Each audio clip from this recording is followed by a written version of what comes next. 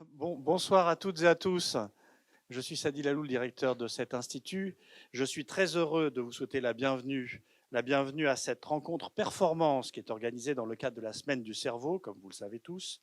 Elle est organisée par nos amis Étienne Quéclin, neuroscientifique, directeur de recherche à l'INSERM et directeur du laboratoire de neurosciences cognitives et computationnelles à l'École normale supérieure PSL, et Greti Myrdal, membre de l'Académie royale danoise des sciences et des lettres, professeure émérite à l'Université de Copenhague, qui est également l'ancienne directrice de cet institut. Greti et Étienne sont co-directeurs du programme Cerveau, Culture et Société de l'UA de Paris. Je cède donc avec grand plaisir la parole à nos deux organisateurs qui vont présenter le programme et les intervenants. Étienne, the floor is yours. Merci. Donc moi, j'ouvrirai la parole à la salle, puisque l'idée, c'est quand même d'interagir. Vous avez sûrement plein de choses très intéressantes à dire. Et donc, merci pour votre présence. Et donc je suis effectivement directeur de recherche à l'INSERM, neuroscientifique. J'ai fondé le laboratoire de neurosciences cognitives et computationnelles à l'École normale supérieure. Et je travaille essentiellement sur la faculté de jugement chez l'homme, donc qui concerne essentiellement, on va dire, pour simplifier, toute la partie frontale du cerveau. Et donc, avec Greti, cette semaine du cerveau nous a donné l'occasion on a saisi cette occasion pour aborder cette question qui est donc celle de la créativité, question qui historiquement a toujours été assez peu abordée d'un point de vue scientifique, mais qui est présente évidemment dans toutes nos activités humaines. On verra ça. Et qui, évidemment, à l'heure d'aujourd'hui, à l'heure de l'intelligence artificielle, etc., est une question d'actualité qui nous interroge tous, je pense, en tant qu'êtres humains. Et donc, donc l'idée, c'est qu'on va faire une espèce de table ronde, mais interactive, c'est-à-dire qu'il n'y a pas d'ordre prédéfini dans nos interventions. Chacun a prévu des petites séquences de présentation. Chacun va se présenter. Je ne vais pas faire les présentations. On va faire un premier cycle de présentation avec un petit peu de contenu. Et puis après, on verra comment ça évolue. Et puis, on ouvrira peut-être la parole de temps en temps à vous. Et puis, vraiment, à la fin, pour une discussion plus approfondie. Donc, rapidement, pour cadrer les choses et fixer un peu les idées sur la notion de créativité, qui n'est pas forcément facile de premier abord, on distingue généralement, donc c'est un peu le modèle standard de la créativité, donc 4 grandes dimensions de la créativité humaine, donc des dimensions plutôt cognitives, des dimensions plutôt, comme on dit, conatives. Donc cognitive, c'est-à-dire qu'évidemment, la créativité, c'est une production de quelque chose de nouveau, de nouveauté. Donc en soi, il n'y a pas de difficulté conceptuelle derrière cette notion de nouveauté. Peut-être la difficulté, c'est de se dire, est-ce que la nouveauté est simplement possible? Alors je dirais on peut par exemple prendre l'exemple du théorème de Gödel pour dire que même dans un système de représentation très fermé comme le système de la logique des propositions, eh ben, il y a toujours des propositions qui sont pas, on peut toujours formuler, exprimer des propositions qui ne sont pas déductibles de ce système. Donc, la nouveauté est possible, en effet. Voilà. Ensuite, dans la créativité, il ne s'agit pas simplement de produire du nouveau, il s'agit aussi de produire quelque chose qui est en adéquation avec un contexte externe à ce qui est généré. Donc, ça peut être, par exemple, la solution à un problème, qui peut être créative, ou au contraire la production d'une œuvre d'art qui est à la fois nouvelle, mais en même temps rencontre un public ou répond en quelque sorte à un questionnement émotionnel chez les auditeurs ou enfin chez l'ensemble dans la société. Évidemment, ça nous ramène donc à cette notion d'originalité, donc et cette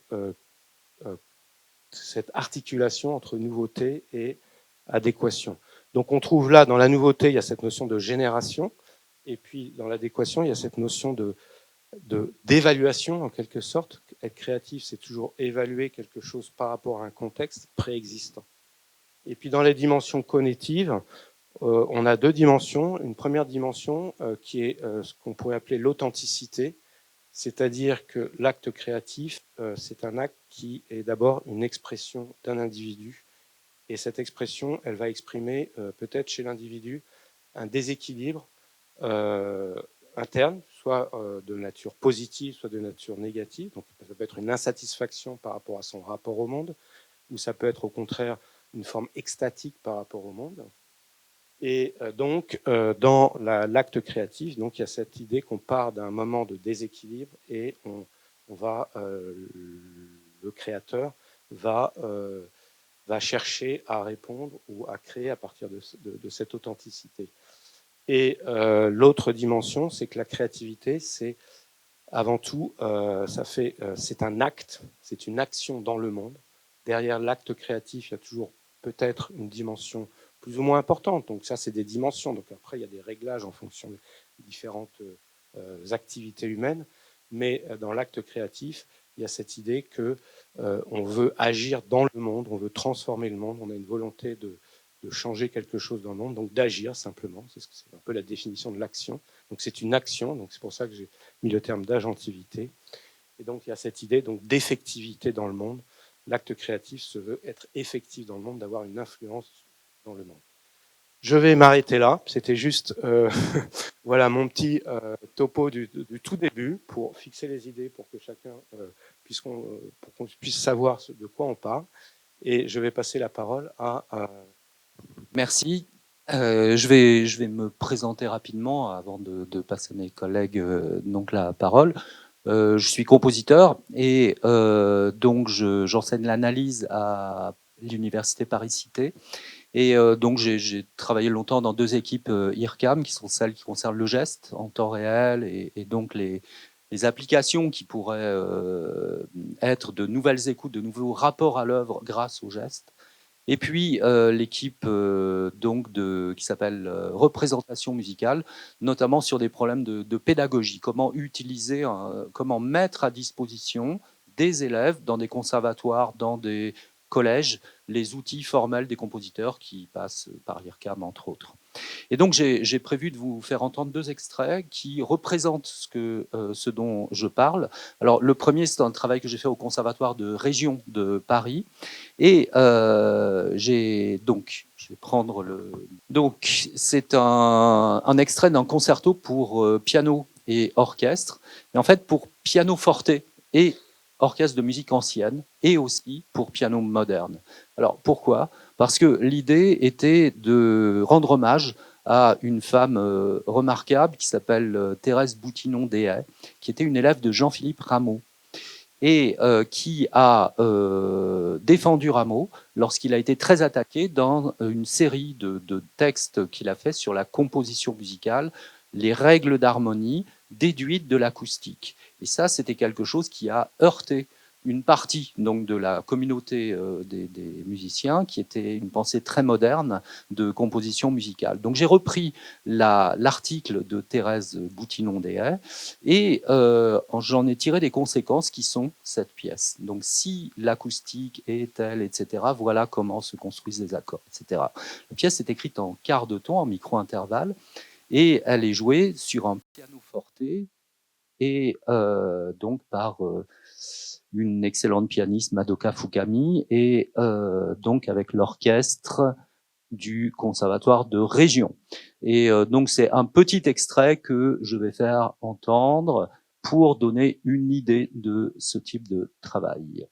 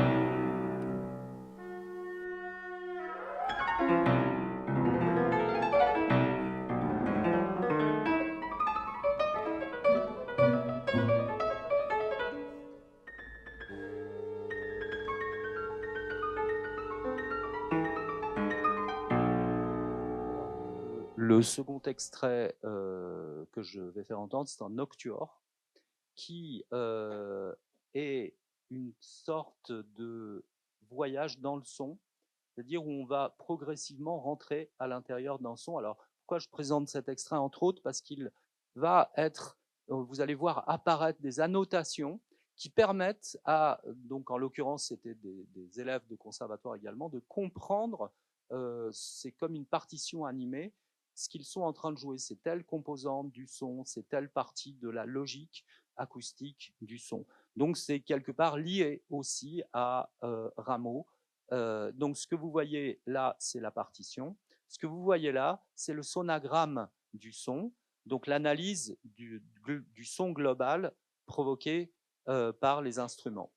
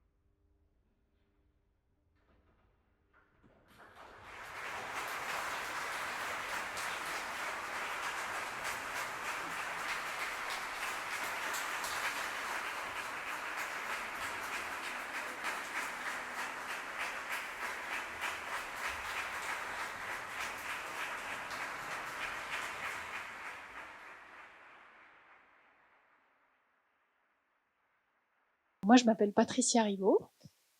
Bonsoir à tous dans le désordre. Je suis maîtresse de conférences en arts plastiques à l'université Paris 8, Saint-Denis, et aussi enseignante aux Beaux-Arts de Paris. Moi, j'ai un parcours un peu en zigzag, un parcours zébré, où j'ai commencé par des études en arts appliqués en céramique à Paris, et en design et en art. Et puis ensuite, je suis partie apprendre à souffler le verre à Murano. Et ça, c'était la première chose que je voulais vous montrer. Je vais vous la montrer en quelques secondes. De ces quelques années de travail du verre en Angleterre et puis à Murano, je suis repartie, si on peut dire, avec la question de ce qui fait le propre d'un geste artisanal ou d'un geste, tout court, d'un geste humain. Donc j'ai écrit une thèse à partir de ça. Et puis, de fil en aiguille, après, je me suis occupée des projets de recherche dans une école d'art, les AD de Reims, l'École supérieure d'art et de design de Reims. Et puis, je suis, dans le cadre de ce projet, nous sommes retournés à Murano, chez Salviati, et pour réaliser des projets d'étudiants. Et un des moments de ce workshop, comme on dit à Murano, il s'est passé à partir donc d'un projet de dessin des étudiants qui sont arrivés sans vraiment connaître les techniques et qui les ont présentés aux artisans de Murano en leur disant comment on réalise ça. Et là c'était intéressant parce que c'était un moment de co-création. Comment réaliser cet objet à partir des techniques qu'on connaît et en même temps en se creusant un tout petit peu la cervelle parce que ça allait au-delà de tout le savoir-faire qui était déjà celui de l'immense savoir-faire des maîtres de Murano. Et ce moment-là, c'était un moment vraiment particulier parce que l'équipe, le maestro et son équipe, se sont engagés dans l'idée de pousser plus loin les techniques traditionnelles avec une méthode assez simple mais inédite de réalisation de ce projet. Et je vais juste vous montrer ce petit moment, ça va assez vite mais je vous le montre. Voilà, ça c'était une première toute petite capsule. Et donc voilà, j'ai travaillé quelques années toujours autour des processus créatifs, des processus de formation des formes, comme ça, des relations entre designers, artistes, artisans, par exemple. Et puis après, je suis partie à Berlin dans un nouveau laboratoire de recherche qui s'intitule le Cluster d'Excellence Matters of Activity, où j'ai travaillé pendant quelques années, pendant 9 ans. Je vous fais un bref déroulé de leur site, vous pouvez aller le voir. Et là, c'est tout à fait une autre approche, c'est l'approche d'un concept qui est celui de active matter, donc la matière active saisie de tous les points de vue disciplinaires possibles. Donc il y a des historiens, des scientifiques, beaucoup de scientifiques, des ingénieurs, des designers, et chacun se saisit de son background, de sa formation pour regarder des pratiques comme les pratiques de filtrer, par exemple, de weaving, de tissage ou de cutting. J'en parlerai un petit peu plus tout à l'heure. Et donc pendant 9 ans, on a travaillé sur différents projets ensemble autour de cette question de la matière active. Donc forcément, de mon background d'artisane, ça parlait aussi d'une manière très singulière. Donc, on a travaillé aussi sur les formats de partage de la recherche, et c'est une des raisons pour lesquelles j'étais assez excitée par cette soirée, c'est-à-dire comment la parole circule entre nous de nos points de vue disciplinaires très très différents. Et puis voilà, peut-être la dernière chose que je voulais vous montrer en guise d'introduction, c'est cet ouvrage que j'ai coédité il y a 2 ans, qui est d'ailleurs en ligne maintenant. Vous pouvez le trouver aussi, soit imprimé, soit en ligne, et qui porte sur ces philosophies du faire, du point de vue des artistes, des artisans, des designers, des scientifiques, avec une partie qui porte sur l'idée de donner forme, et puis une autre partie qui porte sur l'idée de forme donnée par les uns et les autres, donc plutôt ancré sur des projets ou plutôt ancré sur des théories. Voilà. Merci beaucoup et bonjour à tous. Je suis ravi aussi d'être là avec vous. Je m'appelle Pierre-Yves Oudéguet. et je suis directeur de recherche dans un institut de recherche qui s'appelle INRIA, et qui s'intéresse à toutes les sciences du numérique et à leurs applications. Et je dirige une équipe à Bordeaux qui s'appelle Flowers, qui est à l'interface entre l'intelligence artificielle et les sciences cognitives. Et le sujet auquel on s'intéresse est un sujet connexe à la créativité, c'est celui de la curiosité. On s'intéresse en particulier à essayer de comprendre qu'est-ce qui, chez l'enfant, le pousse à explorer spontanément son environnement, à commencer par son propre corps, et puis les interactions avec les objets, puis les interactions avec ses partenaires sociaux, pour découvrir progressivement toute la diversité des savoirs et des savoir-faire que la plupart des enfants découvrent. Et donc on essaye de comprendre de manière un peu fondamentale les mécanismes de la curiosité, et on essaye de le faire en particulier en construisant des modèles d'intelligence artificielle, c'est-à-dire qu'on va essayer de modéliser ces mécanismes en fabriquant des machines qui vont simuler certains aspects de la curiosité. Et en fait, on fait ça de différentes manières, c'est-à-dire d'abord on a une partie de nos recherches qui sont vraiment très fondamentales, où on va faire des modèles qui ont vraiment pour objectif de mieux comprendre la curiosité chez l'enfant, par exemple son rôle dans le développement vocal, son rôle dans le développement de la maîtrise des outils. Et puis, on s'intéresse aussi à construire des machines dans le domaine de l'intelligence artificielle qui vont être plus autonomes, plus flexibles, qui vont avoir des formes de curiosité. Et puis, on s'intéresse à différents types d'applications. Par exemple, dans le monde de l'éducation, les avancées qu'on a fait sur la compréhension de la curiosité aujourd'hui nous ont amené à développer des logiciels éducatifs qui sont faits pour personnaliser des exercices qui vont stimuler la curiosité chez les élèves. On s'intéresse aussi à comment utiliser des systèmes d'intelligence artificielle pour aider des scientifiques, des physiciens, des biologistes, des chimistes, à explorer et à découvrir des systèmes très compliqués pour lesquels ils n'ont pas encore une bonne compréhension et qu'ils explorent un peu à tâtonnement. Alors aujourd'hui, je vais probablement essayer de parler un tout petit peu plus de la dimension intelligence artificielle, et au cours des discussions, je vais essayer de parler de quelques-uns des ingrédients qu'on a découverts dans la communauté de l'IA au fur et à mesure des années, et qui permettent de fabriquer des machines qui sont capables de trouver des comportements ou des connaissances qui sont à la fois nouvelles, qui sont pertinentes pour les humains, qui sont efficaces, qui fonctionnent, et donc, si on suit la définition que nous a expliqué Étienne, qui sont créatives. Ça peut paraître finalement assez contre-intuitif parce que la plupart du temps, on pense que les machines ne reproduisent que les choses qu'on a mis dedans, que les connaissances que les humains ont déjà. Mais en réalité, c'est faux. Et donc, je vous montrerai quelques exemples aujourd'hui. Pour titiller votre curiosité, je vais vous montrer rapidement une petite vidéo d'une des premières expérimentations qu'on a fait il y a presque 25 ans. Et dans laquelle on avait mis au point un robot qui au début ne connaît rien du tout de son corps, rien du tout de son environnement.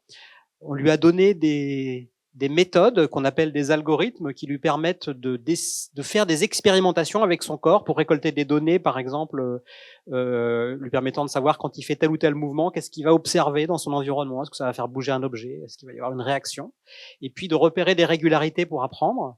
Et puis ce robot, il a des mécanismes pour bien choisir les expériences qu'il va faire. Et donc là, je vous montre la vidéo. Alors il peut bouger son corps, il peut produire des sons. Alors c'est un robot qui ressemble à un chien, mais ça c'est pas fait exprès. C'est juste que le seul robot qu'on avait à notre disposition à cette époque-là, c'était ce robot. C'était très très facile à expérimenter, mais on s'intéressait pas particulièrement aux chiens. Donc au début, il sait rien faire et il essaye des expérimentations qui n'ont aucun sens pour nous. Par exemple, il essaye de vocaliser en regardant cet objet sur la gauche, mais il sait pas que cet objet va pas réagir à ces vocalisations. Là, il vient d'essayer de pousser cet objet sur sa gauche. Et puis là, par contre, il a vu que ça bougeait, donc il a acquis une petite début de connaissance que pour faire bouger cet objet, c'est plutôt son bras qu'il faut bouger d'une certaine manière.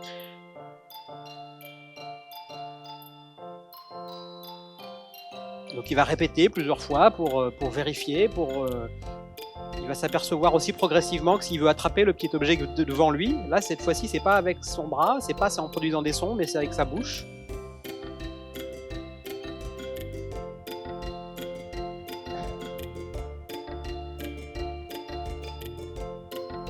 Et puis un petit peu plus tard, il va s'apercevoir en fait qu'en vocalisant en direction de cet autre robot qu'on a programmé pour imiter et produire des vocalisations quand il y a quelqu'un qui lui vocalise en le regardant, et ben il va s'apercevoir que c'est intéressant et qu'il y a des choses à apprendre en expérimentant cette chose que nous on appelle un partenaire social. Et c'est la manière dont ce robot finalement rentre par curiosité dans l'exploration des interactions sociales. Voilà, donc je m'arrête là pour l'instant. Et on pourra en discuter tout à l'heure.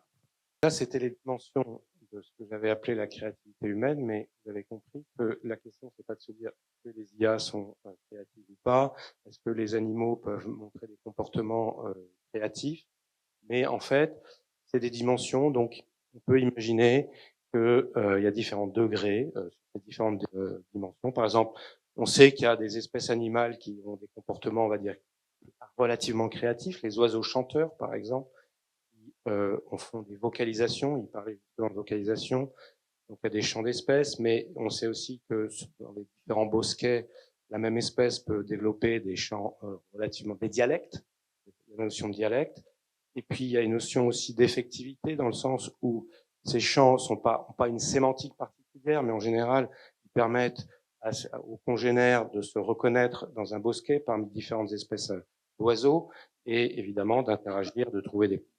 etc.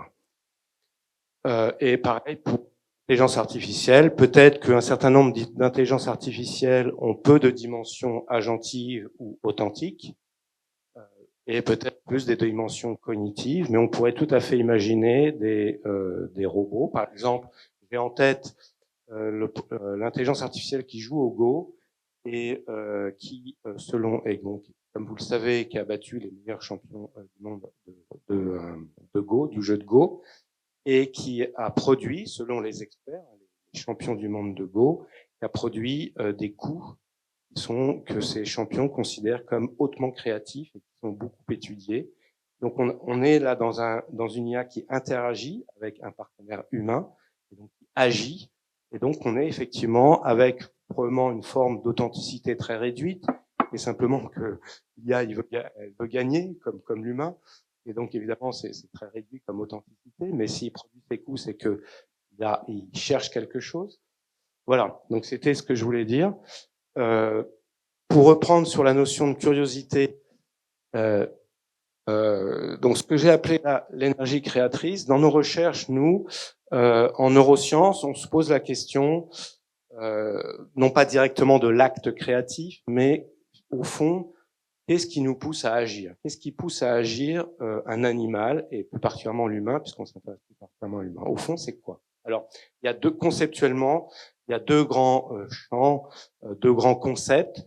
Il y a le concept où on agit essentiellement pour accumuler des ressources nécessaires à notre survie.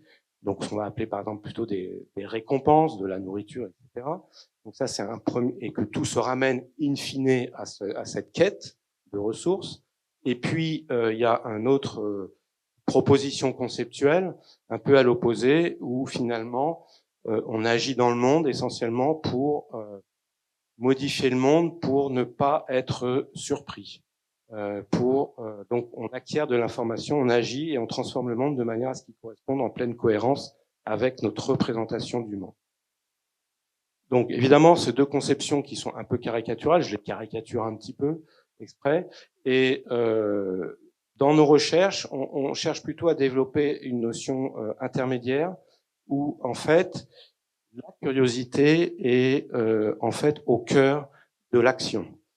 En fait, l'action cherche avant tout, c'est un acte curieux. Alors, la curiosité, il faut le comprendre, non pas dans l'idée que on va aller voir là où on ne sait pas grand-chose, mais on va agir de manière à là où on pense qu'on peut en apprendre le plus sur le monde. Donc c'est une orientation, une curiosité orientée en quelque sorte voilà. Et donc là où on peut en apprendre le plus, évidemment, ça va dépendre de nos représentations internes, de notre modèle du monde. Donc, le moteur de l'action, à la base, c'est pour nous, c'est on va chercher à produire des modèles internes du monde et de les améliorer en permanence. C'est ça l'action. Alors évidemment, il y a une contrainte de ressources, c'est que explorer le monde, apprendre du monde, bah, ça demande des ressources. Et donc, pour vivre, tout simplement, pour agir. Et donc, c'est une contrainte, mais c'est pas au cœur de l'action. L'action ne cherche pas avant tout à accumuler des ressources, mais cherche à développer des modèles, des représentations du monde. Qui dit développer des modèles dit que y a un prémisse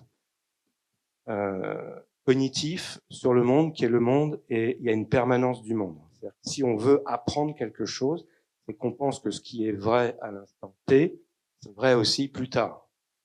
Le monde n'a pas complètement changé. Donc c'est un prémisse de permanence qui est évidemment qui est relativement inexact dans le long terme, mais ce prémisse de permanence et la cognition humaine, si vous voulez, et probablement animale, se fonde sur ce prémisse-là. On a un certain nombre d'études qui montrent ça. Et donc peut-être ce prémisse de permanence, il est intéressant parce que peut-être qu'il a à voir avec une notion de beauté, où par exemple, ce qui nous apparaît comme beau, c'est quelque chose qui est assez exemplaire dans sa singularité d'une permanence aussi. Et puis, donc voilà ce que je voulais dire. Donc, ce qui est important ici, c'est qu'évidemment, on ne peut pas développer un modèle du monde. Le monde est complexe et il est toujours plus grand que ce qu'on pense. Et on va développer un certain nombre de modèles. Je reviendrai peut-être plus tard là-dessus. Et peut-être là, je vous ai mis un petit test de créativité, si je puis dire, assez classique. Le test des 9 points, on l'appelle le test des 9 points. Et l'idée, c'est avec un crayon, c'est de relier ces 9 points avec simplement en formant simplement 4 segments de droite et sans lever le crayon. Donc, on peut essayer, on peut faire ça, on peut essayer de faire ça, on peut essayer de faire ça, ça, on peut essayer de voilà. Et bon, on peut essayer un certain nombre de choses. Puis on s'aperçoit que on n'y arrive pas comme ça. Alors on se dit, il faut peut-être faire des lignes en dépassant le carré, comme ça. Vous pouvez vous exercer. Ça marche pas. Et en fait, je ne sais pas si vous avez une idée de comment on peut faire. Quelqu'un a une idée de comment on peut faire?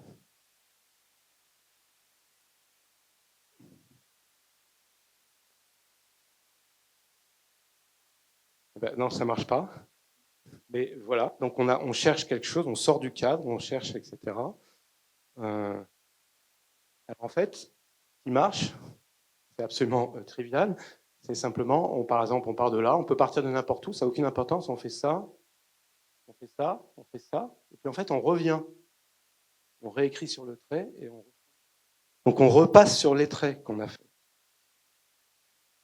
Et donc, c'est ça la solution du problème, il n'y a probablement pas d'autre solution. Et donc, c'est juste un exemple pour vous montrer que, en fait, pourquoi au début on ne trouve pas tout de suite la solution?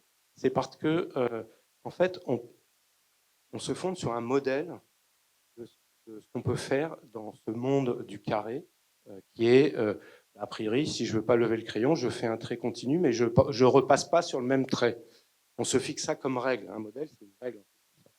Et puis après, on fait sauter cette règle parce qu'on voit que ça ne marche pas. Donc on va chercher autre chose, on va développer ce modèle-là. On peut chercher à l'extérieur du carré, etc. Ça ne fonctionne pas non plus. Et finalement, on se dit, on peut revenir sur les traits, etc. Voilà, c'est juste un petit exemple amusant. Et non, parce qu'on repasse sur le même trait. Donc, in fine, ça fait 4 traits. 1, 2, 3 et 4. 4 segments de droite. On repasse sur le même. On repasse sur le même trait, donc ça fait un trait.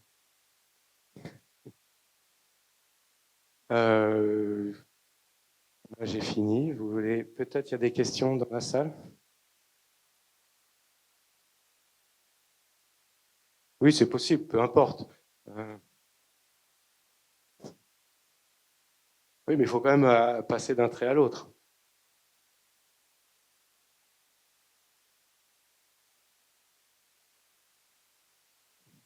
Oui, là, on peut imaginer tout ce qu'on veut, mais tout à fait, c'est tout à fait vrai. Alors, ce qui est intéressant aussi là, c'est que là, l'acte créatif, il est, à un moment donné, je vous pose la question et donc je vous mets dans une situation de déséquilibre. C'est-à-dire que je pose un peu une colle.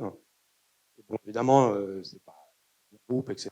Donc, c'est pas facile de réfléchir, mais il y a cette idée qu'on peut être confronté à une situation, il y a un déséquilibre qui se fait. Et ici, plus cognitif, mais il peut être plus émotionnel, etc. Donc, c'est un peu le même principe. Et il y a ces modèles qu'on cherche à développer et qu'on sort à un moment donné des modèles qu'on a pour explorer d'autres modèles, etc. Je vais reprendre à partir de cette petite petit teaser que tu as aussi évoqué. Oui, moi je voulais rebondir. C'était en fait la première idée qu'on avait dans nos discussions en préparant cette séance un peu particulière, de trouver des exemples aussi un peu incongrus. Et donc, on parle beaucoup de l'intelligence artificielle, d'intelligence, de modèles d'intelligence, de neuroplasticité, on en parlera peut-être un peu plus tard, c'est la semaine du cerveau. Et moi, je m'étais dit, ça serait intéressant aussi de parler d'un exemple venant du monde animal. Et il se trouve qu'il y a quelques années, je me suis intéressée aux poulpes. Polyp locos, Polyp alpaios, si on en parle comme Opien, repris par Marcel Détienne et Jean-Pierre Vernant dans leur formidable ouvrage sur les formes, la métisse des Grecs et les formes de l'intelligence de l'ordre de la ruse, etc. Et donc, je voulais vous parler un tout petit peu de cet être à nul autre pareil, auquel je me suis intéressée dans le contexte d'ailleurs d'un colloque et d'un ouvrage qu'on a édité aux Beaux-Arts de Paris sur l'art et le camouflage. Donc chacun parlait de son approche de l'art et du camouflage. Il y avait tout un ancrage historique. Et puis, avec Didier Semin, qui est un historien de l'art, on a voulu aborder la question de certains animaux et des maîtres du camouflage. Didier a fait une sorte de panorama sur les animaux et je lui dis juste, laisse-moi le poulpe.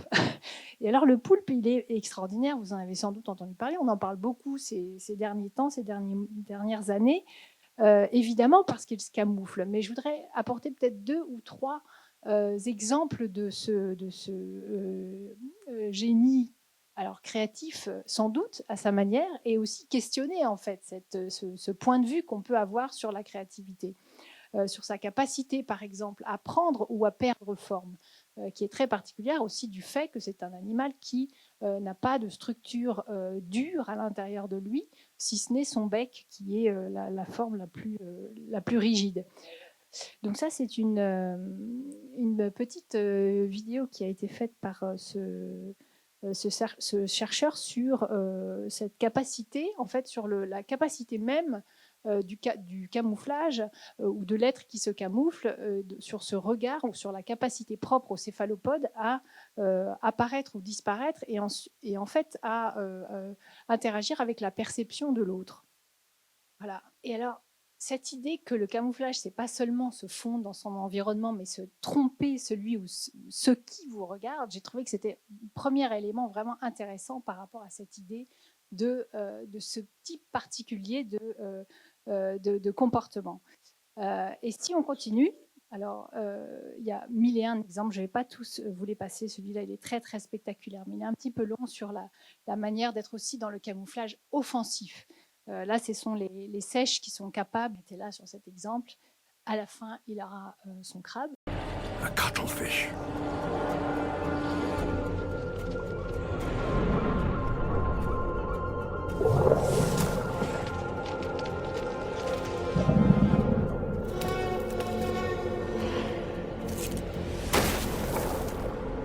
It specializes in hunting crabs.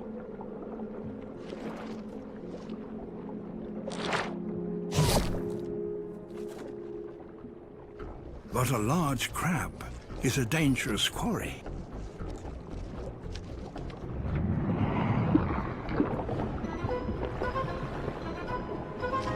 It has powerful claws. The cuttlefish, however, has a remarkable talent.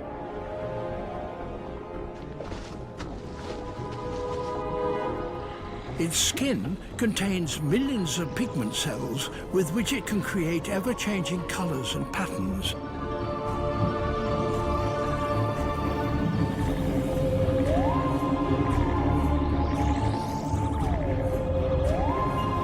And that, apparently, hypnotizes the crab.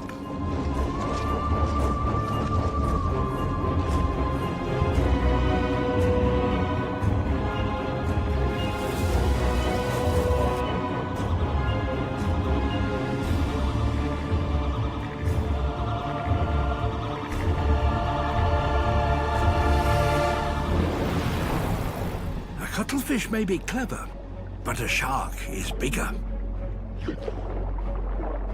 And it eats cuttlefish. Time to disappear.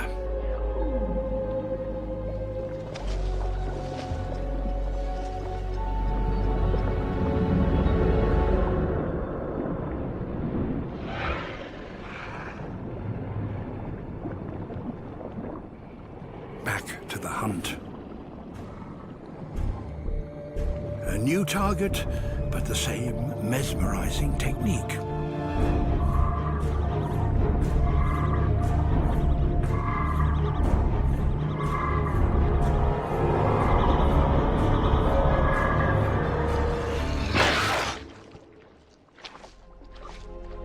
For those that manage to establish themselves in these bustling undersea cities, there can be great rewards. Et puis, il y a toutes les vidéos que vous avez sans doute vues de la capacité à résoudre des problèmes qu'on a analysés ces dernières années et depuis un petit moment en laboratoire. Et enfin, peut-être le dernier exemple, celui d'un comportement qui est encore plus extraordinaire. Peut-être, Étienne aussi, tu pourras réagir aussi sur cette capacité-là à changer son propre comportement de ce type particulier de poulpe qui est un mimic octopus, donc je ne sais pas le nom en français en fait, le mimic octopus qui est capable non seulement d'altérer, de se camoufler dans son environnement, mais aussi de changer carrément de comportement en fonction des situations. Voilà. Donc on a non seulement des comportements, des façons innées aussi de se camoufler, de transformer, de se mimiquer dans son environnement. Et tout ça repris par Marcel Détienne et Jean-Pierre Vernant comme un exemple aussi de ces capacités qu'ont les sèches et les poulpes à tromper leur ennemi. Et finalement, cet exemple-là, j'ai trouvé intéressant aussi parce que ils l'ont utilisé comme sur un chapitre entier de leur livre avec le renard sur ses capacités à se retourner constamment, à retourner des situations et à rendre cette capacité qu'est la métisse, donc la ruse, comme une façon d'être qui est une autre manière d'être créative qui nous vient du monde animal. Alors voilà, peut-être sur cette dernière citation, autour de l'idée de métisse, qui est aussi ce que chaque pêcheur est censé maîtriser pour être un bon pêcheur, c'est-à-dire être capable d'intégrer d'une certaine manière les façons d'être de ses proies, de ce qu'il a à pêcher, pour devenir lui-même un bon pêcheur. Intelligence à l'œuvre dans le devenir, en situation de lutte, la métisse revêt la forme d'une puissance d'affrontement, utilisant des qualités intellectuelles, prudence, perspicacité, promptitude et pénétration de l'esprit, rouerie voire mensonge, mais ces qualités jouent comme autant de sortilèges dont elle disposerait pour opposer à la force brute les armes qui sont son apanage, l'insaisissabilité et la duplicité. Comme l'eau courante, l'être améthyste glisse entre les doigts de son adversaire. Voilà. Peut-être que toi, tu as des choses à dire là-dessus. Alors merci beaucoup et effectivement j'aimerais rapidement rebondir. On vient de voir des créatures fascinantes, des cormous qui se meuvent de manière extraordinaire dans des environnements qui peuvent parfois être hostiles. Et en fait j'ai des créatures artificielles à vous montrer alors qui sont pas aussi fascinantes que celles-là, mais qui ont été fabriquées avec un mécanisme qui est inspiré de loin, mais un petit peu des mécanismes qui ont amené à ces créatures, c'est-à-dire les mécanismes de l'évolution, tout simplement. Ces créatures, en fait, elles sont pas apparues comme ça d'un coup. Elles sont les descendantes de nombreuses créatures et de générations de créatures auparavant, qui, à chaque génération, eh bien, les enfants sont des variations plus ou moins aléatoires de leurs parents et puis en fonction des caractéristiques de chacun des enfants dans l'environnement, eh bien, ils vont avoir plus ou moins de capacité ou de probabilité à trouver de la nourriture, à se reproduire. Et ceux qui arriveront à se reproduire le plus, eh bien, auront leurs gènes qui vont se propager. Et comme ça, de fil en aiguille, au fur et à mesure des générations, au fur et à mesure de tâtonnements et d'essais de la nature, eh bien, c'est comme ça qu'on arrive à des créatures comme ça. Et alors, je vais justement vous montrer un exemple d'expérimentation dans laquelle on s'est intéressé à la question de comment est-ce qu'on pouvait fabriquer des sortes de créatures artificielles avec des corps un peu mous, comme les poulpes, composés de petites cellules simulées, certaines des sortes de cellules de muscles, certaines qui s'étirent, certaines qui se contractent, certaines qui sont rigides, certaines qui sont souples. Et ici, on les a placées dans un environnement dans lequel on a dit en fait que leur capacité à se reproduire, c'était équivalent à leur capacité à avancer le plus vite possible devant elles. C'est ce qu'on appelle ici la fitness. Et en fait, comment on fait ? C'est au début, on a un algorithme très très simple qui va générer des corps complètement aléatoires. C'est-à-dire en gros des assemblages de Lego avec ces différentes petites cellules qui vont être faits de manière un peu, voire totalement aléatoire. Et puis on va générer une population par exemple de 1000 individus et puis on va les mettre sur leur piste et puis on leur donne une trentaine de secondes pour essayer de voir ce qu'elles vont faire. Et puis on va retenir que les 10 par exemple qui se seront avancés le plus. Et puis à partir de ces 10-là, on va créer des petites variations aléatoires, des mutations aléatoires de leur corps, et on va en faire 1000. Et on recommence, on les met toutes sur chacune de leurs pistes, et puis on sélectionne les 10 meilleures, et puis on recommence et on recommence. Et en fait, voici ce que ça donne. On va suivre... pardon, je vais enlever le son, parce que je ne peux pas enlever le son, c'est pas grave. C'est pas grave, alors la musique n'est pas volontaire, mais... Ah si, je peux enlever le son ici, pardon. Voilà. Donc là, on va voir, toc, à partir de là, voilà. Donc là, en fait, on va suivre une histoire de plein de créatures. Au début, vous voyez, c'est des sortes de carrés un peu informes, avec deux types de cellules. Et puis, au fur et à mesure que le temps avance, voilà, elles se tordent plus ou moins, elles avancent un tout petit peu, mais ça avance pas beaucoup. Et puis, au fur et à mesure que ça avance de plus en plus. On voit que le corps prend une forme un peu plus asymétrique. Voilà. Et alors, je vais avancer un peu plus vite. Et au bout d'un moment, en fait, on a découvert tout un tas de créatures, voilà, avec des corps auxquels un ingénieur n'aurait probablement pas pensé, qui font des mouvements qui peuvent nous sembler un peu gauches, mais finalement qui permettent de se déplacer assez efficacement, avec des stratégies assez variées, hein, comme vous pouvez le voir ici.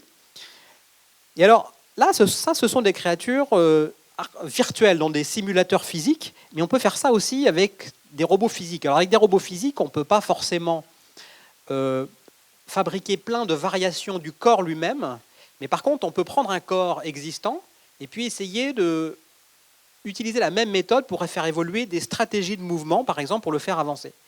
Donc, c'est ce qu'on va voir ici dans cette vidéo, qui utilise une autre famille d'algorithmes qu'on appelle apprentissage par renforcement, mais au final, l'idée générale est quand même la même.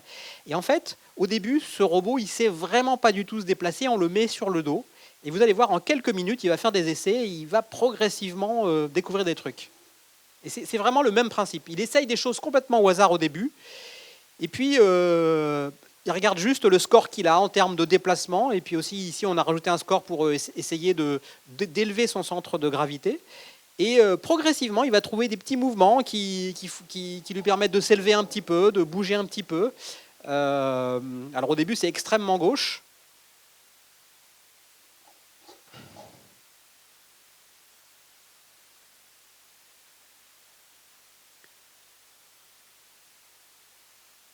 Donc là, au bout de 30 minutes, il a déjà trouvé une manière de se retourner, de se mettre sur ses pattes, et on voit qu'il essaye des choses. Ça reste encore très approximatif. Mais on voit vraiment un progrès.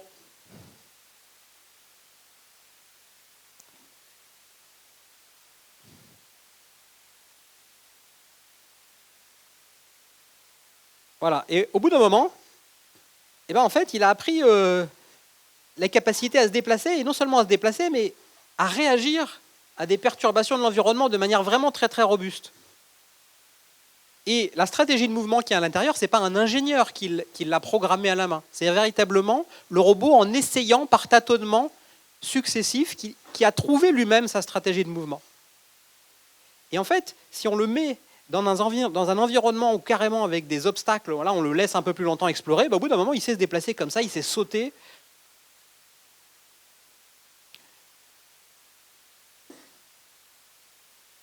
Et en réalité, les stratégies qu'on voit là, c'est à peu près les mêmes. Tout à l'heure, Étienne vous a parlé de ce logiciel qui a appris au jeu de Go et à battre les meilleurs joueurs du monde au jeu de Go. C'était AlphaGo. En fait, AlphaGo, il est entraîné avec les mêmes méthodes. Ce pas des méthodes qui sont extrêmement sophistiquées, mais qui sont basées sur l'idée qu'on va pouvoir essayer beaucoup de variations qui vont tout au départ être très mauvaises, mais il y en a certaines qui vont être moins mauvaises que les autres. Et puis on va récupérer un petit peu de signal, d'informations sur ceux qui sont un petit peu moins mauvais, et puis on va faire des variations un peu aléatoires, et puis progressivement, au cours du temps, ça va s'améliorer. Et si on a des ordinateurs suffisamment puissants dans le cadre du jeu de Go, pour laisser longtemps évoluer ces stratégies, bah, au bout d'un moment, on trouve des stratégies qui sont extrêmement efficaces et qui sont capables de jouer des coups auxquels les meilleurs joueurs du monde n'avaient même pas pensé. Mais ce qui est intéressant, c'est qu'en fait, au début, les joueurs ont été choqués, d'ailleurs, en se disant, finalement, à quoi ça sert, nous, qu'on essaye de jouer. Ils se sont appropriés ces méthodes, ils les ont variées eux-mêmes, et ils ont créé encore d'autres choses auxquelles, là, cette fois-ci, la machine n'avait pas pensé au départ. La variation dans le domaine de la musique.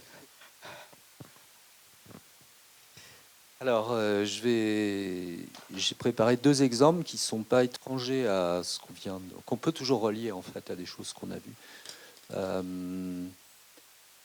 Je repense à l'aspirateur plus qu'au poulpe pour un phénomène de création qui est vraiment, j'utilise directement, qui est très intéressant, qui est le fait de regarder quelque chose et de voir autre chose, qui chez certains artistes ou pas forcément artistes provoque quelquefois tout d'un coup quelque chose qui est de l'ordre de la création.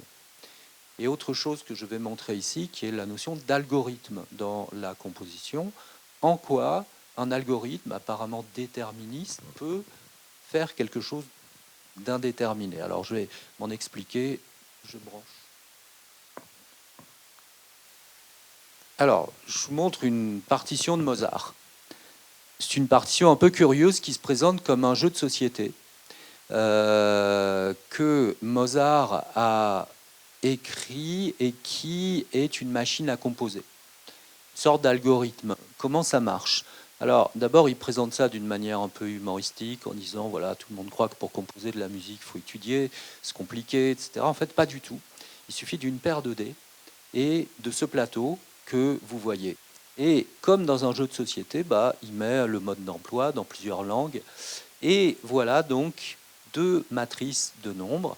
Sur la partie haute, vous voyez des lettres de A à H qui représentent différentes mesures d'un menuet que vous allez composer en jetant des dés. Et sur cette partie, vous voyez toutes les valeurs que peuvent prendre les 2 dés qui sont jetés. Donc si vous avez la valeur 4, vous allez dans la mesure numérotée ici 69 et vous regardez dans cette matrice la mesure 69 et vous l'écrivez sur votre partition. Vous rejetez les dés et vous faites de la même manière la 2e mesure, la 3e, etc. Puis il y a une partie centrale, ce qu'on appelle un trio, donc qui change de tonalité, et qui va donner l'illusion d'une variété. Et donc, on a un nombre de combinaisons qui se chiffre en milliards. C'est absolument considérable, le nombre de possibilités de fabrication de menuets. Et ça marche. Donc voilà, on peut le faire tourner. Et vous voyez ici la partition en train de se construire Est-ce que ça marche?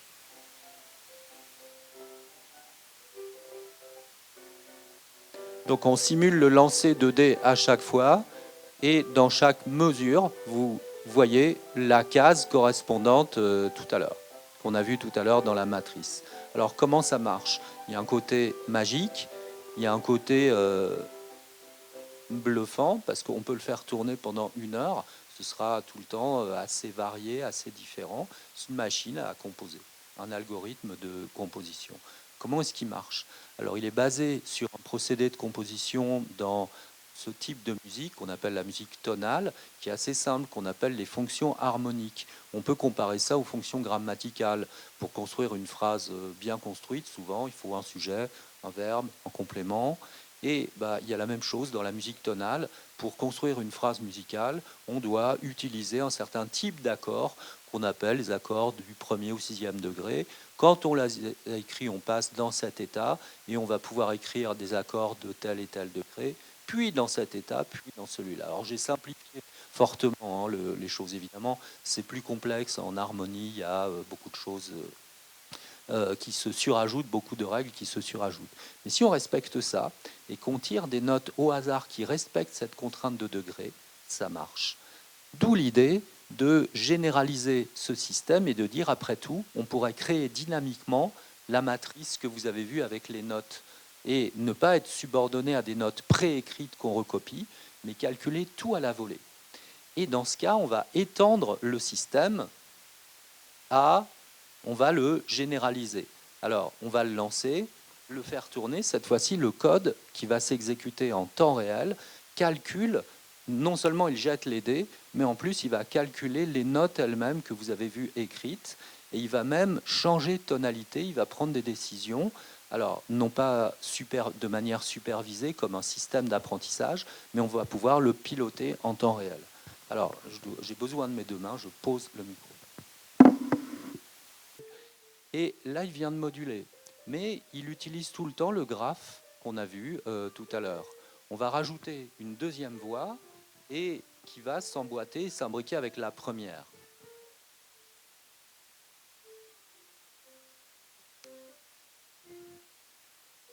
Donc on a maintenant, comme dans du contrepoint, 2 voix qui suivent ce cheminement harmonique qui est crédible, qui pourrait être un exercice d'harmonie.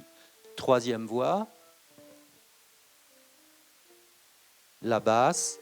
Alors la différence avec le système de Mozart, c'est que là, il s'autorise à, on dit, changer de tonalité. Il y a beaucoup plus de variétés possibles. Mais surtout, en jouant sur ces paramètres, on va pouvoir naviguer dans l'histoire de la musique. C'est-à-dire, en changeant les paramètres, on peut aller plus loin que ce que Mozart a fait dans le temps. Essayons.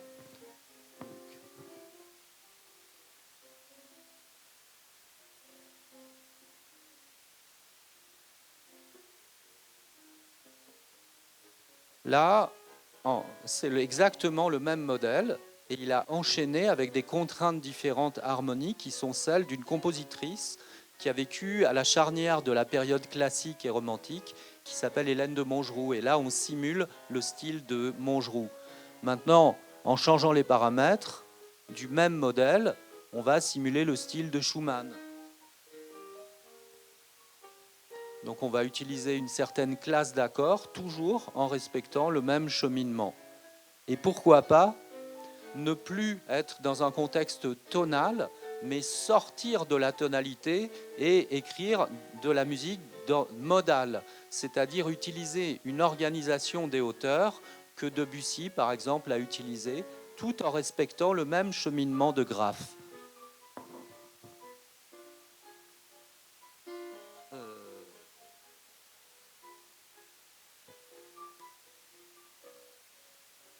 Et tout d'un coup, on fait un saut dans l'histoire de la musique tout en utilisant le même modèle.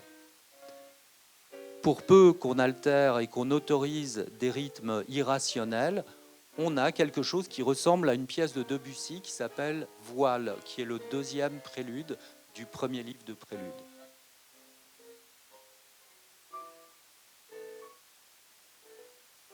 Et donc on simule toujours avec le même système que Mozart avait formalisé, en changeant ces paramètres, on peut simuler de la musique bien ultérieure à celle de Mozart.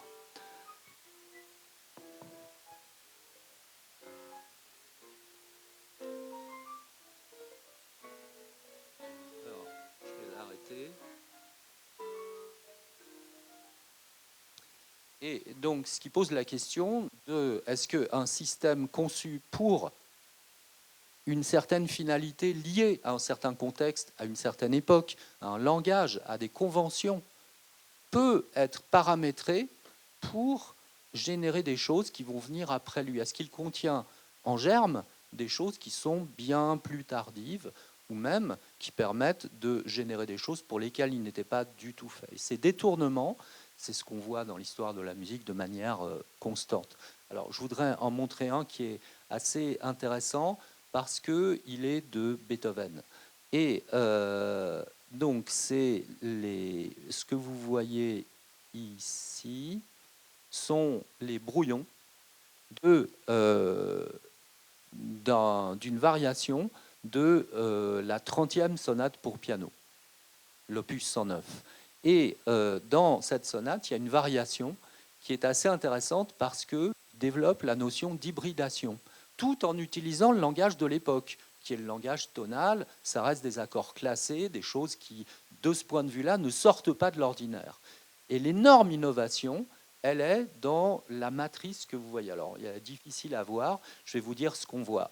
Donc, là, c'est les brouillons, et là, c'est la retranscription de ça de manière lisible. Et qu'est-ce qu'on voit? On voit que Beethoven écrit deux éléments que j'ai appelés A et B. A, il est caractérisé, on le voit ici, puis on va l'entendre, je vais vous le jouer, de notes qui sont jamais jouées en même temps. C'est monodique, et ce sont des notes qui sont jouées de manière piquée. Et puis, il y a un deuxième élément B ici, c'est le contraire. Il est fait d'accords, donc des notes jouées simultanément, et des notes liées entre elles avec des ornements. Donc, quelque chose qui va s'opposer au premier élément. Et il fait une opération que j'ai appelée A plus B, que j'aurais pu appeler A X, B ou ce que vous voulez, qui va être d'hybrider ces deux éléments. C'est-à-dire qu'il va créer un troisième élément en C, qui va prendre des caractéristiques du premier, c'est-à-dire le fait d'être piqué et d'être monodique, mais avec les accords de B. Il va donc hybrider ces deux éléments. Écoutons.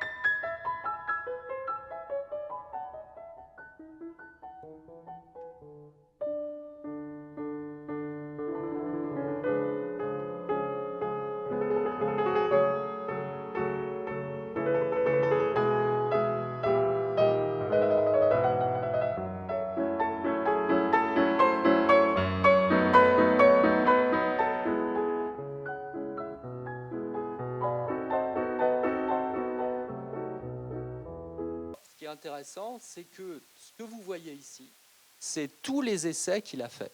Et on voit dans cette matrice qu'il cherche à apparier A et B deux par deux pour trouver la plus grande différence qu'il pourra faire entre les deux pour que l'hybridation soit audible. Donc il fait des essais.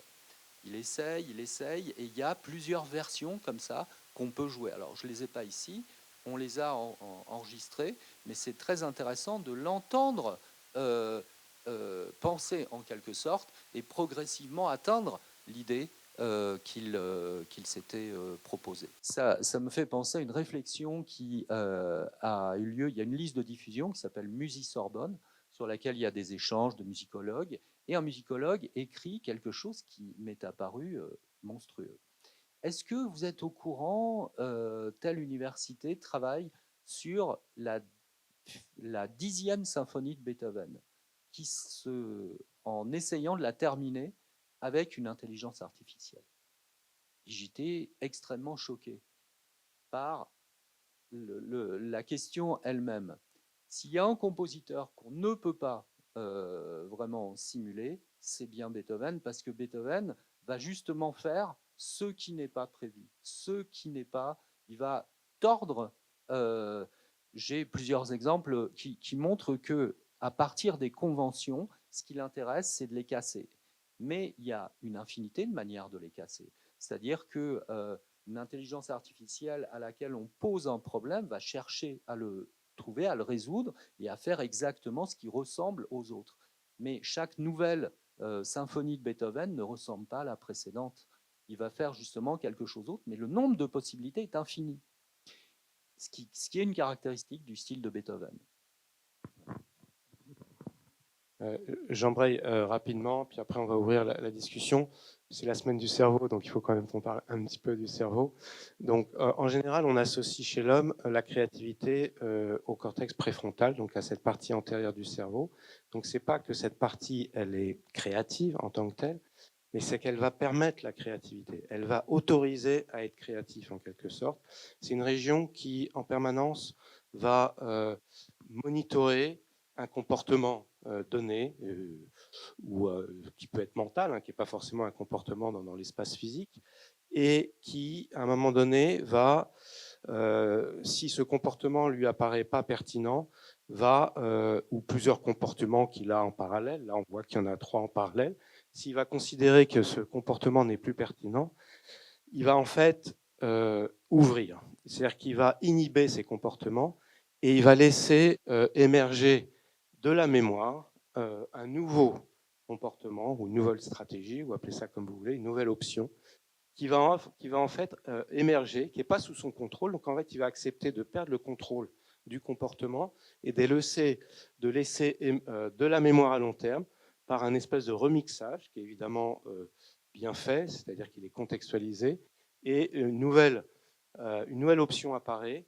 et cette option va être utilisée et à nouveau monitorée par le système préfrontal, qui va après décider soit de la rejeter, soit de la confirmer, etc. Puis après, le système tourne.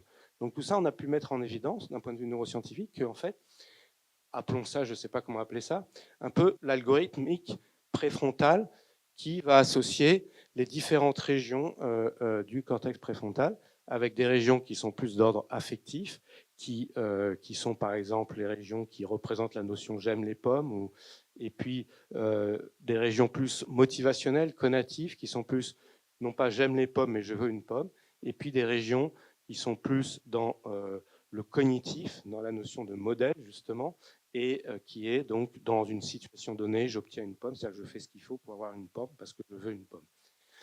Et donc, ce qui est important ici, c'est que, en fait, le système est conçu, il a conscience de sa, enfin, conscience, c'est pas le mot, hein, il est conçu de telle sorte que il prend en compte sa propre limitation. Et il prend en compte sa propre limitation et il va ouvrir cette limitation à permettre l'émergence de nouveaux comportements qui va, dans une situation donnée, s'avérer peut-être probant ou pas probant, et il peut rejeter, les confirmer, etc. Et c'est comme ça aussi qu'il se construit un répertoire. S'il confirme des nouveaux comportements, ce comportement va être consolidé dans les mémoires à long terme, dans la mémoire à long terme, et ce comportement consolidé va plus tard participer également à la création de nouveaux comportements lorsque le système frontal considère qu'il n'a pas à sa disposition quelque chose de pertinent. Et donc, la richesse créative ici vient du fait que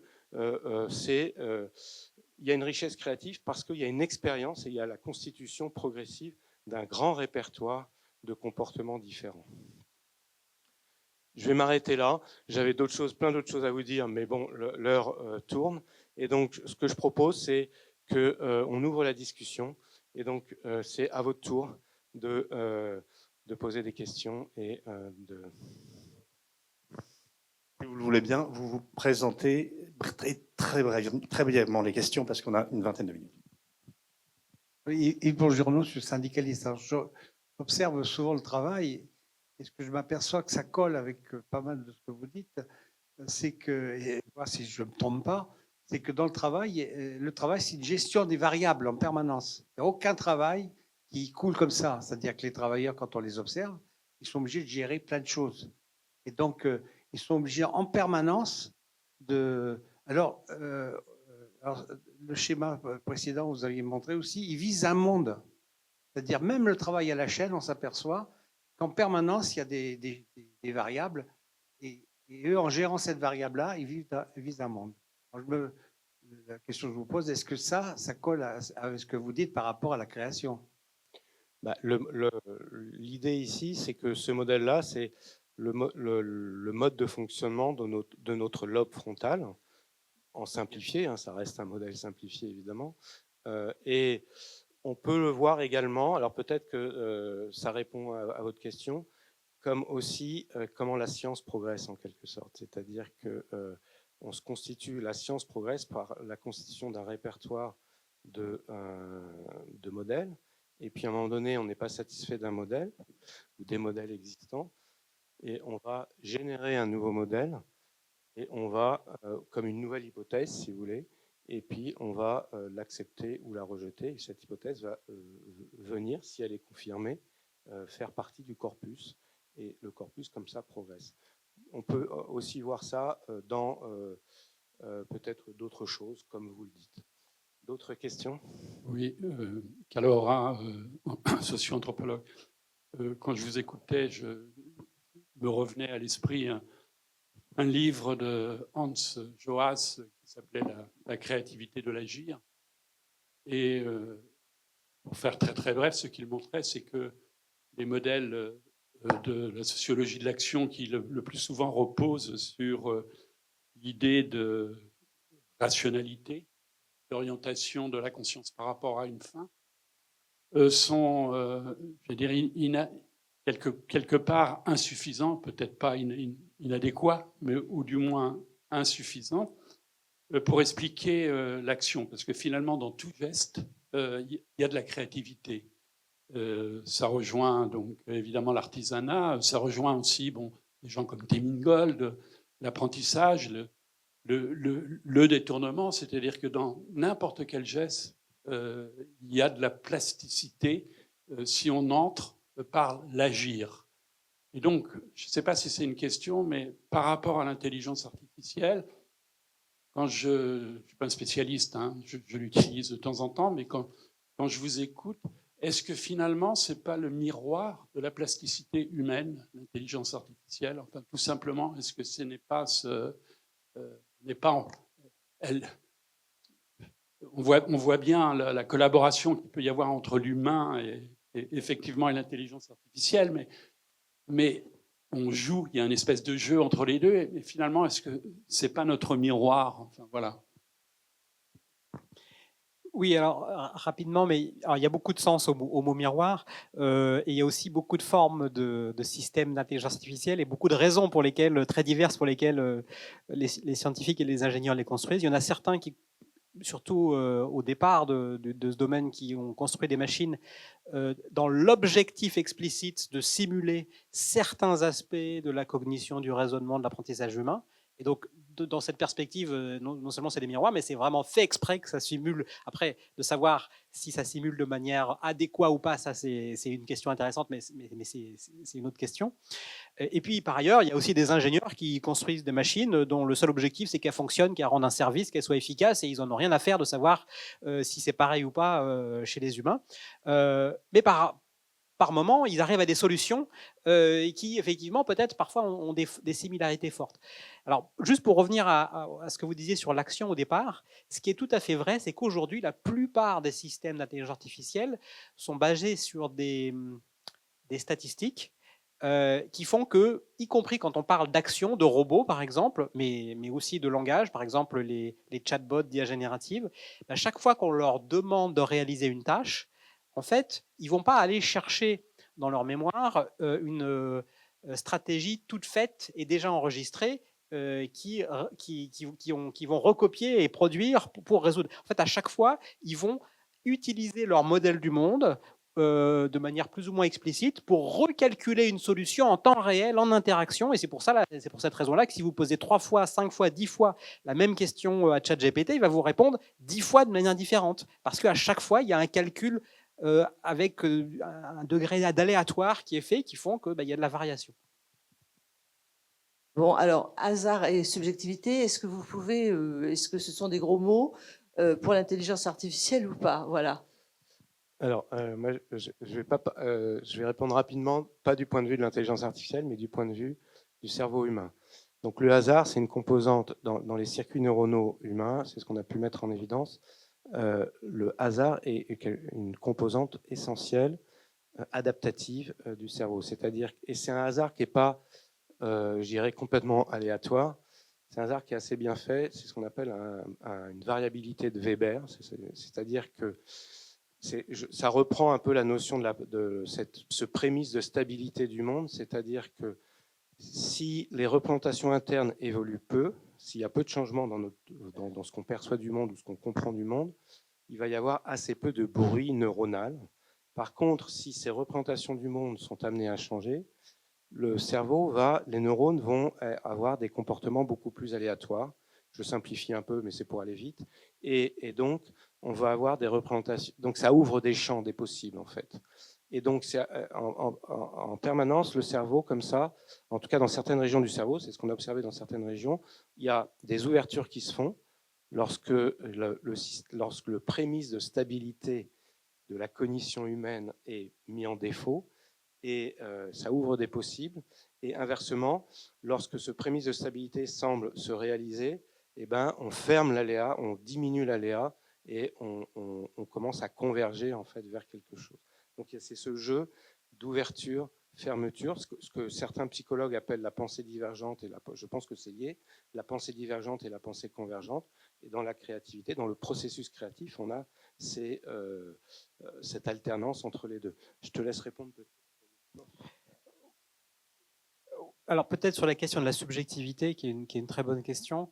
En réalité, par exemple, dans les modèles informatiques des mécanismes de la curiosité, on essaye de simuler ce dont Étienne parlait tout à l'heure, c'est-à-dire la capacité, quand par exemple un enfant est en train de jouer, il va à un moment donné choisir d'explorer tel ou tel jouet versus tel ou tel autre jeu ou jouet, et il va le faire en utilisant ce qu'on appelle des circuits métacognitifs qui vont lui permettre d'évaluer sa propre maîtrise, son propre apprentissage, le propre potentiel d'apprentissage de tel jeu versus tel autre.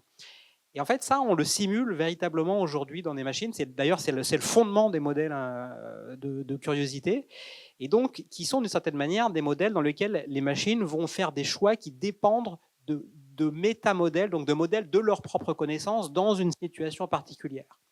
Donc on pourrait dire que ça simule une certaine forme de subjectivité extrêmement primaire, qui est beaucoup moins sophistiquée que celle de la plupart des animaux, mais c'est une composante quand même importante. Je voulais dire un mot sur le hasard dont vous parliez tout à l'heure, puisqu'on a joué au dé, donc on avait l'impression tout à l'heure d'un hasard, et ça n'en était pas un, c'était ultra contraint, mais ça prenait l'apparence du hasard. Et donc, il y a le hasard apparent et le hasard réel. Là, le système de contraintes était tel est tellement robuste que même si on jette des dés, on tire des nombres au hasard, on reste dans une super contrainte. Donc, il faut considérer en fait que le hasard n'est pas là où on croit. Et ça rejoint en fait quelque chose qui peut paraître éloigné de ça, mais je pense à Olivier Messiaen, qui avait des carnets de voyage dans lesquels il notait les chants d'oiseaux qu'il entendait. Et lorsqu'on regarde la partition de Messiaen, on a l'impression que ça n'est pas lui qui imite la nature, mais la nature qui imite Messiaen, puisqu'il arrive, par un artifice technique très intéressant, à toutes les durées sont réduites à 2 durées, la longue et la brève. Et ça suffit à préserver quand même la tête qu'avait le chant d'oiseau qu'il avait. On reconnaît une grive, on reconnaît un merle, et pourtant c'est du Messiaen. Où est en fait là on a l'impression qu'il a réussi un tour de force qui est de renverser le système quand on a l'impression qu'il n'imite pas le chant, mais c'est que l'oiseau imite le style de Messiaen.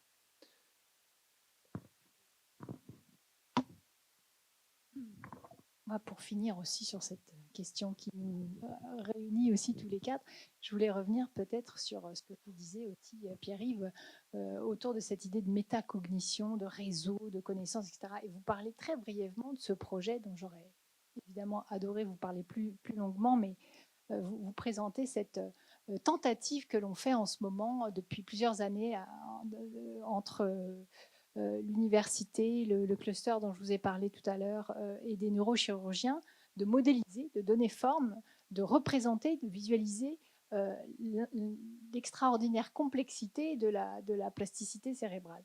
Alors juste en 2 mots, c'est un projet qui réunit en fait 2 approches différentes de la neurochirurgie. Une que donc ce projet s'appelle Brain Road. Ça, c'est une espèce de mosaïque de représentations qui peuvent être proposées. Et important de le dire, qui a été initié par 2 neurochirurgiens ou 2 équipes de neurochirurgie qui travaillent très différemment l'une de l'autre. La première, elle est à Berlin. Et là, elle est basée sur l'image, avec cette idée qu'on pourrait représenter par un jumeau numérique ce qui se passe dans un cerveau, et notamment évidemment trouver la place d'une tumeur qui grandit et de pouvoir mieux opérer, de pouvoir mieux guider les gestes du chirurgien.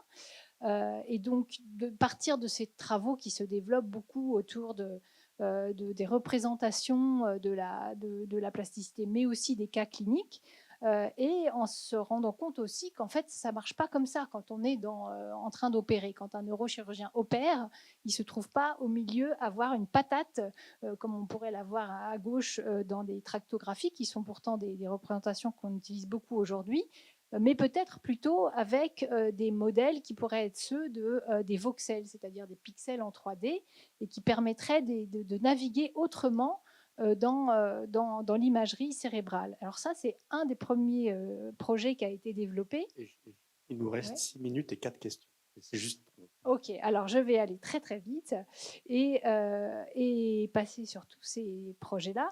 Et puis peut-être juste dire 2 choses à propos de cette approche par le professeur Dufaux à Montpellier, qui travaille, lui, non pas à partir d'images, mais à partir de l'expérience de ses patients, et de comment il dialogue avec eux lors de chirurgie éveillée pour certains types d'opérations, et qui, je vais aller encore très très vite, voilà, et qui, dans ce dialogue avec les patients, essaye d'aller toujours plus loin dans la compréhension, la représentation et la stimulation aussi des phénomènes de neuroplasticité propres à chacun. Et nous, pauvres graphistes, artistes, on a essayé de donner des formes à ça. Parce que lui, il nous a demandé de l'aide par rapport à ça aussi. Il nous a dit, moi j'ai besoin de traducteurs pour essayer de mieux représenter. Donc là, on a emmené des étudiants en art design graphique et en art plastique au bloc. Et ensuite, chacun à sa manière a essayé de représenter ça. Et puis de partir par exemple, de ces slides, de ces représentations qui sont celles du professeur Dufaux, pour les mettre pour les représenter d'autres manières. Et alors, on est parti des cartes, des modèles de cartographie, des modèles du métro, par exemple, des modèles graphiques complexes du XXe siècle notamment, et de voir comment on pourrait essayer de représenter ces modèles-là d'autres manières, selon d'autres systèmes graphiques. Et ça a donné lieu à ce projet qui est très, très, très, très riche et qui se développe et qui, à chaque fois, dans la relation au neurochirurgien, va toujours un petit peu plus loin dans certains aspects comme ça de la neuroplasticité. Alors voilà, je voulais juste partager quelques-unes de ces images aussi parce que il me semble que c'est un projet sur la semaine du cerveau qui est riche en développement. En fait, de fait, c'est un projet boule de neige qui n'arrête pas de se développer d'une année sur l'autre. Voilà. Magnifique. Ce que je vous propose, c'est que il y a C'est très bref. Dans le modèle du robot qui se retourne, est-ce que, in fine, vous attendiez à ça sans l'avoir programmé, ou est-ce que c'est tout à fait par hasard que finalement il s'est retourné? Réponse rapide, en fait, dans cette expérience particulière, on voulait qu'il apprenne à se retourner parce qu'en fait, l'objectif, c'était qu'il arrive à être sur ses jambes, debout, et qu'il avance le plus vite possible. Donc, si on le met sur le dos, forcément, on s'attend à ce que, si ça fonctionne, au bout d'un moment, il arrive à se retourner. Dans d'autres expériences, on observe des choses qui n'étaient pas du tout prévues. Oui, est-ce qu'on peut parler de la créativité artistique? Moi, je suis artiste. Est-ce qu'il y a une spécificité, une singularité de la créativité artistique?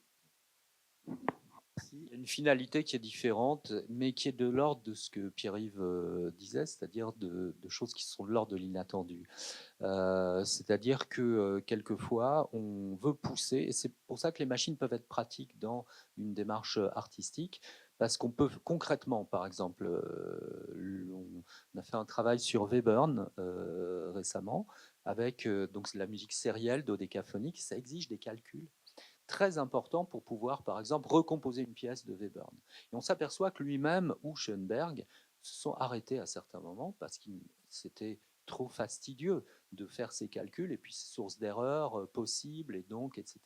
Ce qu'apporte ce type d'outil, c'est de pouvoir pousser très loin, calculer des choses qui seraient incalculables à la main pour voir. Et souvent, on voit apparaître des choses dans l'exemple que je voulais montrer d'une pièce que je suis en train de composer. Par hasard, j'ai vu apparaître à travers un modèle de Xenakis, mais que j'ai paramétré d'une certaine manière, j'ai vu apparaître des formes qu'il n'aurait lui-même pas pu faire apparaître, étant donné le nombre de calculs qu'il fallait faire. Donc de ce point de vue-là, c'est très inspirant. Donc c'est typiquement des situations où on fait des choses parce qu'on a l'intuition que c'est intéressant, mais on n'est pas sûr. Et allez, on va pousser les paramètres très loin. Et on peut avoir des surprises, tout d'un coup, qui font bifurquer une pièce dans une direction ou dans une autre. Alors, j'ai l'impression qu'en général, une démarche scientifique est plus sur certains attendus que certains artistes. Mais je me trompe peut-être parce qu'il y a souvent des choses par hasard, en fait, qui arrivent par hasard et qui font bifurquer un raisonnement scientifique. Donc, le mot hasard revient souvent. Alors évidemment, il est important, mais il ne faut pas oublier que même dans la création artistique, il y a ce moment d'évaluation, en quelque sorte. À un moment donné, c'est une décision. C'est-à-dire que si on prend souvent, il y a un certain nombre d'exemples où l'œuvre est retravaillée, etc. Et à quel moment l'artiste s'arrête et décide que l'œuvre, elle est là. Des fois, ça peut être une contrainte externe, tout simplement, parce que c'est une œuvre de commande et qu'il faut à un moment donné la fournir. Mais il y a un moment donné, il y a effectivement une décision qui se fait. Donc, il y a une évaluation. Ça, c'est très important, cette double composante de générative et cette composante évaluative de ce qui est généré, peut-être par hasard ou avec des règles. Il y a aussi, on utilise beaucoup de règles. Enfin bref, il y a cette double composante. Donc, je pense qu'évidemment, entre les différents types de créativité, d'activité humaine, les paramètres sont un peu différents entre les grandes dimensions que j'ai données au départ, pour revenir à une chose simple. Mais globalement, on va retrouver un peu toutes ces dimensions, quelles que soient les différentes activités humaines auxquelles on s'intéresse, que ce soit scientifique, artistique, artisanale, même sportive. Moi, j'avais deux questions assez brèves qui va justement lier à ce que vous venez de dire. La première, c'est la notion de temps. En termes de créativité, est-ce qu'au niveau du cerveau, est-ce qu'on a, je sais pas, une idée en termes scientifiques le temps qu'on doit prendre ou qui est nécessaire pour être dans ce processus de créativité. Ma seconde question, c'est l'appréciation en termes de créativité et d'art. Donc, je voulais savoir si par rapport à l'intelligence artificielle, est-ce qu'il y a ce côté appréciation du processus créatif? Est-ce qu'on a une idée, voilà, comment ça peut être traduit? Peut-être sur une partie de la question. Au début, Étienne, dans les différentes dimensions qui caractérisent la créativité, parlait de nouveauté. Et en fait, tu as dit la nouveauté, bon, on voit bien ce que c'est, mais en fait, c'est pas si évident la nouveauté, parce que la nouveauté, c'est tout le temps du point de vue de quelqu'un qui a déjà un certain nombre de connaissances, qui a une manière d'organiser ses connaissances. Et en réalité, par exemple, quand on peut tout à fait fabriquer des machines qui vont explorer un environnement en essayant de trouver véritablement des choses qui vont être nouvelles du point de vue du système de perception et de conceptualisation qui est le leur, mais qui ne sera pas forcément le même de celui d'un observateur extérieur qui peut-être lui dira bon bah ce truc-là je l'ai déjà vu 50 fois, ça n'a rien de nouveau. Et vice versa, c'est aussi tout à fait possible qu'une machine explore et fasse des choses qui de son point de vue n'est pas du tout nouveau, mais du point de vue d'un observateur extérieur, qui soit humain ou artificiel, soit totalement nouveau. Donc en fait c'est pas une question aussi évidente. Juste, ça rejoint la question de la subjectivité. En filigrane, en fait, derrière tout ce qu'on disait, il y avait de la subjectivité au sens où, de toute façon, l'acte créatif, il s'insère dans un modèle interne, ce qu'on appelle nous un modèle interne dans notre jargon, c'est-à-dire en fait une représentation subjective du monde dans lequel on vit, voire de notre fonctionnement mental lui-même. Et en fait, c'est la seule référence, en quelque sorte, du système lui-même. C'est ses propres représentations internes qui sont subjectives de fait.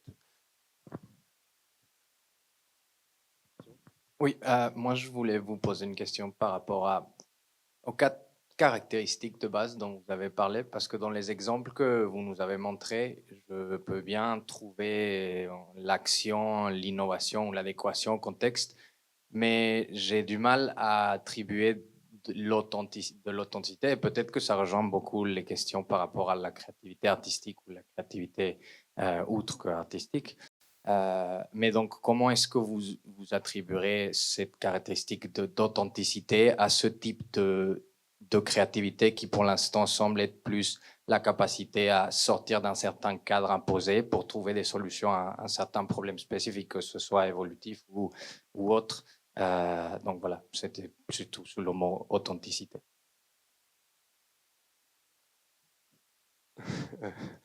Oui, c'est une question pas facile.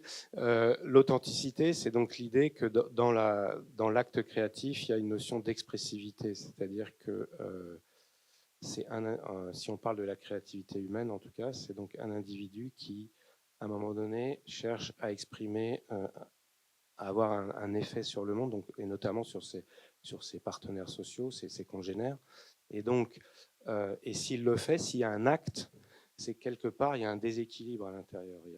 On sort d'un équilibre, et c'est ça l'authenticité. Donc, il faudrait avoir beaucoup plus de temps pour en parler de façon beaucoup plus intéressante, etc. Mais très rapidement, c'est ça. Donc peut-être dans les exemples là, c'est peut-être plus difficile à montrer en quelque sorte. On est peut-être plus à l'aise ou plus facilement dans le temps imparti de parler plus de nouveautés ou d'adéquation, mais l'authenticité est plus difficile justement à exprimer comme ça simplement verbalement. Mais voilà, c'est ça l'idée, je crois. Peut-être un mot chacun pour conclure.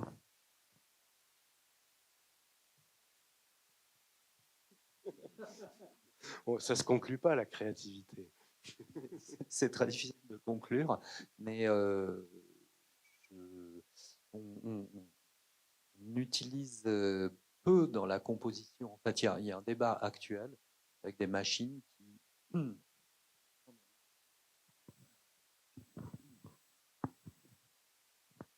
Il y a des professions dans la composition musicale notamment qui se sentent menacées par l'arrivée d'algorithmes qui vont faire des choses.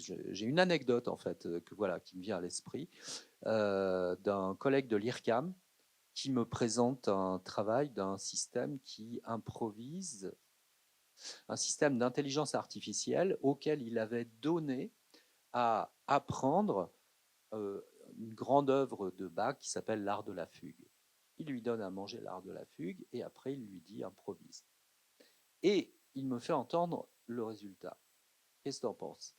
Et j'étais, là encore, vous allez dire, il est tout le temps choqué, mais j'étais véritablement choqué parce que donc l'art de la fugue, ce sont des fugues, donc une forme musicale qui a certaines évidences, certaines contraintes, notamment chaque œuvre est basée sur ce qu'on appelle un sujet. Là, le sujet était coupé à des endroits impossibles.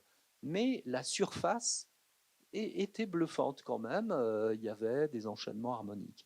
Et donc, je lui explique ça, je lui dis, mais là, ce que tu reconstitues, c'est la peau, en quelque sorte, mais pas du tout la chair et pas du tout la structure réelle, qui pourtant est quelque chose qu'on a.